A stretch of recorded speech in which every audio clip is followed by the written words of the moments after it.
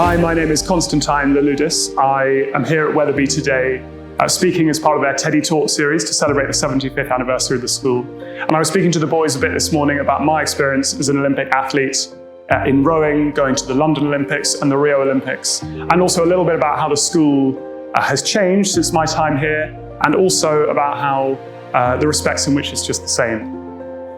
Thank you. Oh.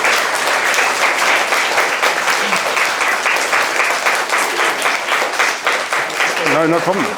Hello, good morning. God, it's lovely to see you all. I can't believe it's been 14 years since I last walked in here. Mr. Snell was here, and even that was 12 years after I left. So I arrived at Wetherby in 1996, which will just sound, like it's a millennium ago to all of you. But I arrived here in 1996, and I was walking around this morning and just thinking, what was the same and what had changed? The first thing I saw was the square. Do you still run around in the square? Yeah. And then the uniform. So I can see the uniform is very similar on a lot of you. Although I suppose some of you are going to be doing sports soon, aren't you? When I arrived here, it was Miss Blair Turner was the headmistress, and she was, I don't mind saying, quite a scary lady. She was quite tall and quite intimidating. And then it was Miss Avis. These names might not mean anything to you, and it was all a million years ago. After I left Wetherby, I went to Summerfields and then to Eton. And when I was at Eton, I started rowing. Does anyone know what rowing is? Excellent. Well, rowing is when you're in a boat and you've got an oar and you're trying to go as fast as you can across the water. And I did it, and I loved it. I loved it because the team element. So you're in a boat, often with 8 other people, because you've got the one person steering as well. So that big team element, you can't win on your own. It's not like a running race where you go out on your own. You've got to work with everyone else. It's a bit like football in that respect, but in football, one person could still go off and score a goal on their own, whereas in rowing, you've really got to work always as a team. And I also loved it because it was something where the more work you put in, the better you got. And it was very straightforward just seeing that. Work a bit harder, get a bit better. And that just carried on. And I found that very, very satisfying. And you might know what that feels like from your own work in the classroom, or from your music lessons if you do them, or other things in your life. And as I did it, and I was at Eton, I was getting better, and I got the chance to join the Olympic team. And that was a huge step up. The life of an Olympic athlete is quite unusual. You get up very early in the morning. You probably about 6 meals a day. You probably eat about 8,000 calories a day. I don't know if that means anything to any of you, but it's probably about 6 times what you might eat. It's an awful lot. And I got very fed up of eating so many eggs, so much pasta, even chocolate. At some point you just need to get more food in. But I even got to a point where I was fed up of eating chocolate. And we would train 3 times a day, I mentioned. We'd start the day with heavy weights. So we'd go in the gym, and the kind of weightlifting you might see if you watch the Olympic weightlifting with a bar and you're sort of lifting it up there and you're trying to train your whole body, because rowing is a whole body sport. And then we do that, second breakfast, and then we get in the boat and go out on the water for about 20 kilometers. So that's about half a marathon. And then all that before lunch. Lunch, big old meal, have a nap, and then we get out on the we go on the rowing machines often in the afternoon. Has anyone here been on a rowing machine? Okay, yeah, quite a lot of you. Excellent. Well, then you'll know that they can be quite hard work. And so we go on the rowing machines in the afternoon, and the idea of that is you've got a screen in front of you, and your coach can see everything you're doing, so you can't rest for a moment, because they can see exactly how much power you're putting out. And as if that wasn't hard enough, during the year we'd often go on training camps, and that meant going abroad. We go to Portugal, Austria, South Africa, Spain, often go to sunnier countries, especially in the winter, because I think we all know that London or England can get a bit gloomy in the winter. And the idea there was no distractions, no family life, nothing else, just training. And we'd go often to altitude. Has anyone heard of altitude training? Okay, a few of you. So what is essentially the idea is you got very high, the air's very thin, and it means that your body responds and you become very, very fit. And so we go altitude training on Europe's highest lake in Austria, which is about 2,500 meters up. And so you're doing all that training, and you're almost struggling to breathe because the air's so thin. So it's very hard work, but then you get back down, and we'd come back down about 3 weeks later for a big race like the Olympics. And we'd be very, very fit. So I do all that training, and then the end of it, of course, is the Olympics. And so I did 2 Olympics. I did the London Olympics in 2012, 14 years ago. And then 4 years later, I did the Rio Olympics. Now, has anyone ever been to Brazil? Okay, yeah, a few hands. Okay, excellent. Well, they were very, very different. London, you all know London. It was amazing during the Olympics. And I think we really realized that Brits love sport. Everyone really got on board. And it was just this amazing summer of sport. And being an athlete at the heart of it was unbelievable. Rio was very, very different, but also amazing. The natural landscape in Rio, there are mountains, and we were on the lake right in the middle of the city. There's a big statue. Does anyone know the name of the big famous statue in Rio? Yeah, at the back there. Very good. Christ the Redeemer. Excellent. So that's the kind of icon of Rio, is the Christ the Redeemer statue. And we were doing it in the shadow of this statue, racing. I think now might actually be a good time. I think we've got the video. And this, for me and my crewmates, was really the culmination of a decade or more of very hard training. Whilst we're waiting, there are many events at the Olympics in rowing, but we were in the 4. That means there are 4 people, in my case 4 men, in the boat. And you each have 1 oar. So you've got 2 oars coming out the left and 2 oars coming out the right. And so that's me.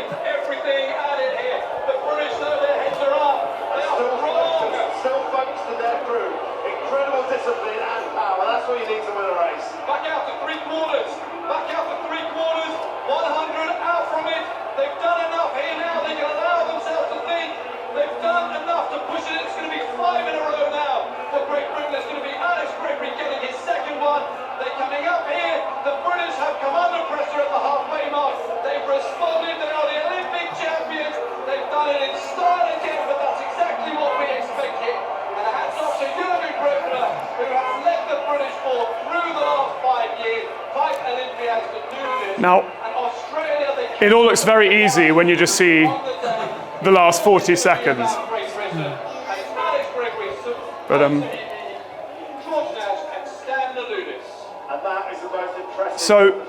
and what you don't see on screen is they had to delay the medal ceremony because I had an asthma attack. And so it was an asthma. That's a very good question. Well, so I'm sure there are definitely boys in this room who have asthma, just like I do. Maybe if you're happy to, put your hand up if you suffer from asthma. Yeah, I can definitely see some hands, so I do. And it's something you can manage, but it's quite interesting. It's something which does make this sort of thing harder, but if you manage it well, asthma makes it harder to breathe. And in my case, I don't struggle to breathe right now at all, but if you exercise very, very hard, your windpipe can sort of constrict. And it can, that's what's happening there, is I'm really struggling to breathe. Anyway, we don't need to talk about that too much more. But it was an amazing experience, and crewmates, friends for life. As I mentioned, it's that team element, and then we got our medals, and I only just realized now I probably should have brought the medal. But that might be a good moment to open up for some questions, if we like. Absolutely, thank you very much. So actually, initially, with our questions, we've got some boys that have prepared things for you. So would you like to sit in the chair? And we've got some Year 2 boys, and you'll probably remember being in Year 2 here as well, who've got some questions to start us off. So Alban, would you like to come up and you sit on that chair over there? You've got the first question. How did you feel when you won your Olympic gold medal, and where do you keep it? Very good questions. I felt, the honest answer is I felt relief. Which is a little bit different, but we put so much pressure on ourselves to win, and we were the favourites, that there were times when I was more worried about losing than I was excited about winning, which is maybe not the best attitude. But I crossed the line and felt incredibly relieved and just thought, wow, that's a huge weight off my mind, we've done it. And then I felt incredibly happy and excited. Where do I keep it? I keep it in my sock drawer. And I don't know why. I think someone told me before they kept it in their sock drawer. And it's just out the way, but I know where it is. But they give you a nice box, a nice wooden box that you keep it in, so it's safe. Thank you very much. Thank you very much, all. Will you please sit down? Jacoby, do you want to come on up with your question? How did you stay fit when you were rowing? How did I stay fit? Yeah. Well, very good question. We trained a lot, but we didn't. I talked a bit about the training, but we didn't just train a lot. We also ate a lot. I talked a bit about that. We also slept a lot. And so, my job was training. So I didn't have to worry about lessons or, work or indeed having small children or anything else like that. We slept a lot. I'd probably go to bed at 9 o'clock every night and then, get up 9 hours later or 9.5 hours later or something. So sleep was just as important as the training. Thank you, Jacoby. Issa, do you want to come on up? What was your secret to winning the boat race so many times? Excellent. Well, maybe it's worth winding back a little bit. Does anyone, you'll know, but does anyone know what the boat race is? Okay, a few hands going up. Does anyone want to tell us what the boat race is? I can see a hand up back there. Yeah? So the boat race is where you go from one end of land to the other. That's very good. That's excellent. And that's exactly what it is. And does anyone know who rows in the boat race? Well, I'll tell you. It's our two oldest universities. It's Oxford and Cambridge. And after I left Eton, I went to Oxford. And I rowed in the boat race for Oxford 4 times. And we won those 4 times, went through a very good phase. Your question was, remind me your exact question. What was your secret to winning? Secret to winning the boat race. I'm afraid the secret is there is no secret. It was just hard work and training. But it was a lot of fun because you do it with really good friends. So it was much the same. It was get up early, often. It was train hard. It was eat well, eat a lot, sleep a lot, and just do that consistently. But it was a lot of fun because you make really, really good friends along the way. And actually, I see them every year at the boat race. We do a reunion. And so that's one of the best things about sport, or maybe anything, but particularly team sport, is not just winning and doing the race or the match or whatever it is, but it's the bond you form with all the other people you do it with. And my best friends I made through sport. Thank you. Thank you, Issa. Henrik, come on up. What was it like meeting the Queen when you got your award? Excellent. Well, I suppose firstly, just to check, when are we now, 2026? Who here remembers the late Queen? Yeah, okay, quite a few hands, yes. Yeah, Mr. Snell remembers the late Queen.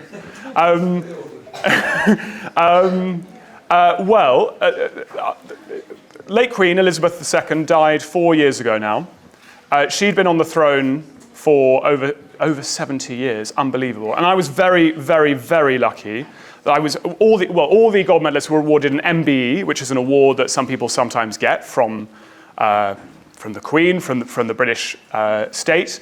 And I was very lucky that it was the Queen on duty that day giving us our medals when it could have been anyone else in the royal family. So I was very lucky that it was the Queen. What was it like? It was absolutely surreal because her image is probably the most famous image, of any person who's been alive in our lifetimes, is the image of the Queen, be it on stamps or her portrait or banknotes or wherever. And so to suddenly see her in front of me, it was absolutely surreal. She was shorter than I expected. And she was very polite. She asked me the one question. She said, "Do you still row?" And I said, "No, ma'am. I don't for various reasons." And then I started. I was ready just to carry on talking, and she put her hand up politely, which was her way of saying, "Right, on you go. I've got to award someone else their medal." So it was amazing. I will never forget it, and I've got the photograph in my sitting room. Thank you, Henrik. Jay, come on up. Do you have any more challenges you want to do in the future? Oh, that's a very good question. Well, right now, the thing that probably takes up most energy is my 2 small children. And so right now, I think I'm trying to figure out how not to be in your shoes and get through school and lessons and the next school and sport, but just how how to bring up, a young boy and a young girl. And it's wonderful, but I think any parent would tell you that it is at times challenging. So yes, I will focus on the parenting side now. The truth is, when it comes to sport, I have quite a bad back injury from rowing, which is not actually uncommon. And so I don't really have any more. I've done my big sporting challenges. So I would say parenting right now is my focus. Thank you. Thank you. And finally, we've got Jake coming up.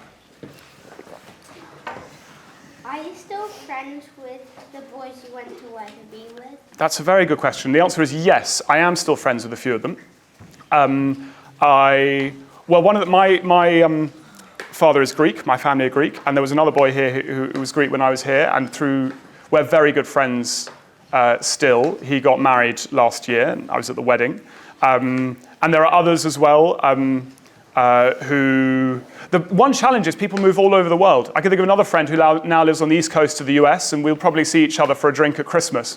But, I don't live in London anymore. I don't live so far away. I live in Oxford. But it can be difficult seeing people when life moves on and you're not all, living within 15 minutes of this place. But yes, I'm definitely still friends with a good few of them. Thank you very much, boys. Now, I've got a question from Mr. Snell. Right, can you talk to the boys about I don't know what they're called, and I should know. The rowing suit. Rowing suit, what's it called? Well, all-in-one is what we used to call it, because can you explain that? Because they walk past it every day and see it and see the picture of you, and clearly you're standing here now. Yeah. Can you talk to them about Yeah, absolutely. So, when you go to the Olympics, firstly, wind back, you get given a lot of kit. So we had to go up to Birmingham and with an empty car, and you get given 4 suitcases of kit or something like that. And it was just, everything you can imagine. And amongst that, you're given your sports-specific stuff as well. So we were given 8 all-in-ones. And if you ask me if that's the one I rode in the final, I can't remember. But we go. told us it was. Yeah, did I tell you? Well, no, if I said it then, it was true. It was true. And the point of that is, you'll see. If I'm basically the same size and shape I was then. If I were to put it on now, it'd be quite skin tight. And the point of that is, you've got an oar. It doesn't get caught at all. It's just, it's just there, and it's obviously got the colours on, and it was Stella McCartney who designed it. So it was. And she was a parent here at the time, by the way. Interesting, excellent. Well, it's a big unveiling because it's quite a national statement what your kit looks like, and I actually really like that design. It's a sort of it's got some of the Union Jack in it.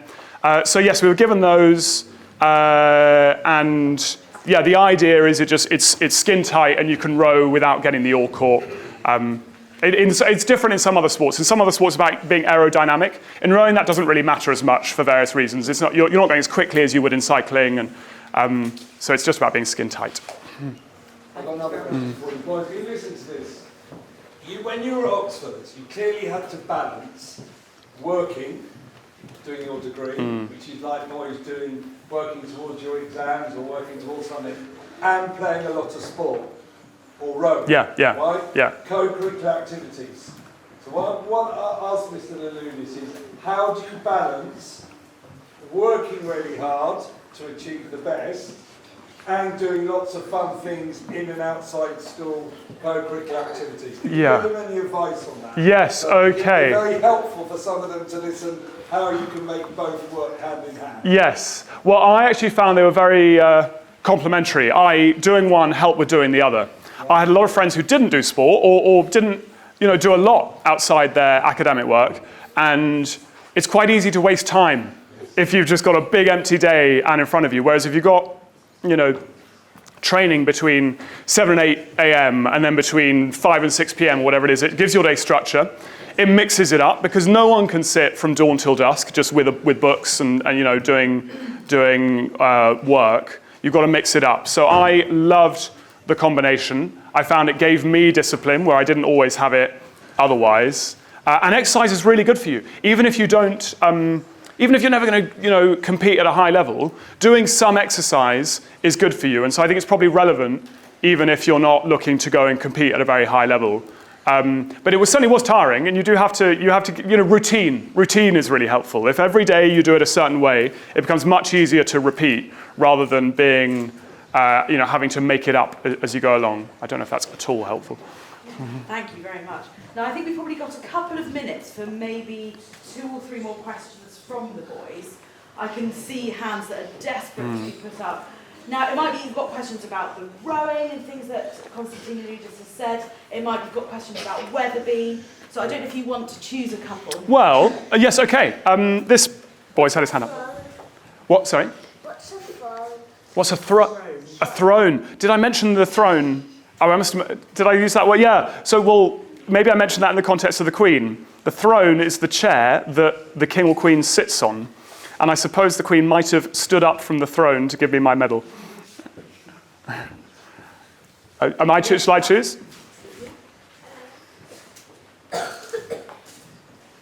Maybe have a think, and then we'll come back to you. I'm going to look a bit further back. Yes? Where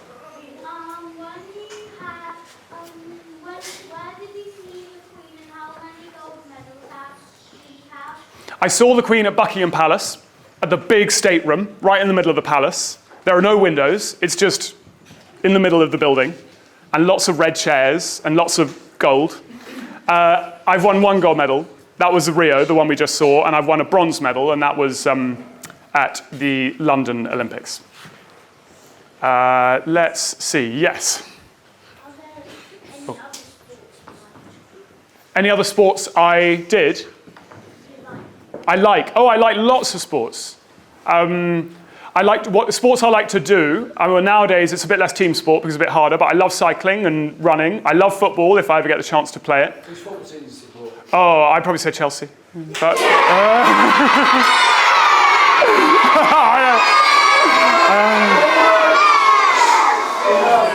all right, we can gloss over that one. I can see that's... Right, okay. Right, let's move on. Yes. Quiet! Brilliant. How different was Wetherby when you first came here? How what was Wetherby? How different was Wetherby? That's a great question. How different was Wetherby when I first came here? It was smaller. So there were 4 years, but only 2 classes in each year. There was the red class and the green class. I remember when I walked in, turned right, and that was 1 red, I think. That was my first classroom. I remember my very first day, actually. My office. Yeah, Mr. Snell's office was my first classroom. He turfed us out. And what was the hall like, if you don't mind me asking? In here, yes. Well, I think the kitchen was... The kitchen was there. Yeah, so you didn't have all that nice light coming in. The kitchen was there, and so we'd eat meals in here. That's what I really remember. What else was different? Well, I've already mentioned the uniform was very similar. We used to run around in the square. The square was all opened up. I see now that half of it is sort of for residents. But we'd run around the square. We would go to church every Friday, I think. Does that still happen? Yeah, St. Matthew's. Yeah, it might not have been every Friday even then, but yeah, most Fridays or something. What else is relevant before I move on? When did you play sport? Well, the awful thing is I can't remember. I think sports days were somewhere up White City way. Kensington Sports Centre. We used to go swimming there. That happens. Yeah, I absolutely love that. I'm trying to think what else. It was smaller. It was a bit more old-fashioned. I think it's now it's a bit more modernised. You know, these sort of lights and equipment and cameras. I'll tell you one more thing, and then we'll move on. I think that maybe in the school office this was different, but there was 1 computer in the school that I was aware of, 1, and I only remember using it about twice to play Snake or Pac-Man or something. So it just wasn't a thing. Okay, let's have 2 more then. Yes, go on, Jan. Did the doors change? At the front of the school? Oh, well, I think it's still a red door, isn't it? No, the door is exactly the same. That is a good question. Very good. And let's go finally, Maximus. Were you excited when you were entering rowing? Was I excited? Sorry, say it again. Were you excited when you were entering the rowing competition? Yeah, I was very excited. We talk about the Olympics. I was very excited doing that because you only get that chance once every 4 years. That's why it's so nerve-wracking. It's not like, a local race or a test in lessons where you might get another chance next week. Once every 4 years. So some of you probably haven't been alive much longer than that. And so if that's what makes it so nerve-wracking, because if you get it wrong, you've got to come back 4 years later, and even then there's no guarantee of success. And I'll just end on one thought, which is when I was here, I loved running around and playing football, but I wasn't great at sport.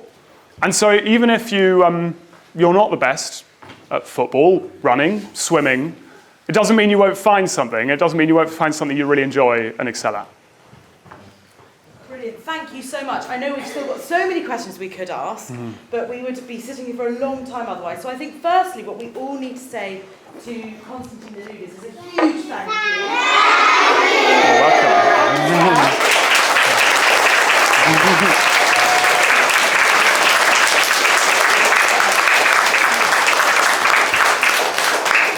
Thank you so much. Really amazing to hear about all of the rowing and all of the hard work that has gone into it as well. And that actually, the boys sitting here, they could go on to do all sorts of different things they might not have even discovered yet, which is very exciting. Also nice to know the red doors were still there. Yes. And lots of things were actually still the same at Wetherby as well. So an enormous thank you from all of us. I think lucky boys having you here speaking to them about everything that you've achieved. And hopefully nice for you to see Wetherby as well. Absolutely. And how it's changed slightly these days too. So I think another round of applause.